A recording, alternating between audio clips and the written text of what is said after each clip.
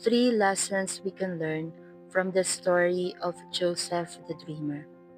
Mababasa natin yung story ni Joseph the Dreamer mula sa Genesis chapter 37 hanggang 50.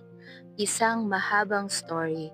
So God put a dream in his heart, but it did not take overnight for it to be fulfilled. So for me personally, I find it so inspiring na mabasa yung story ni Joseph the Dreamer. And here are the three lessons we can learn from his story. Lesson number 1, God's timing is always worth the wait. Makikita natin sa journey ni Joseph that God does not delay. He prepares. We have to remember that God does not operate according to the world's timeline.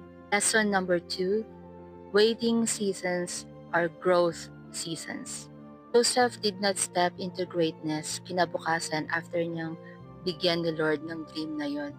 Pero instead, mahabang panahon yung hinintay niya para ma-fulfill lahat ng mga dreams na sinabi ni Lord sa panaginip niya.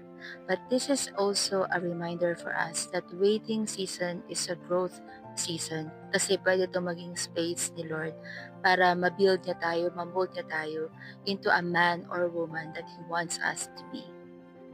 Lesson number 3, stay faithful while you wait.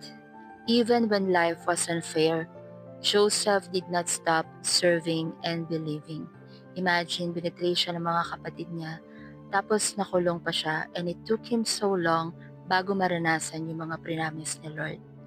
How we wait matters. Honor God in small things, and He will take care of the big ones. Gusto ko yung sinabi niya sa Genesis chapter 41 verse 52.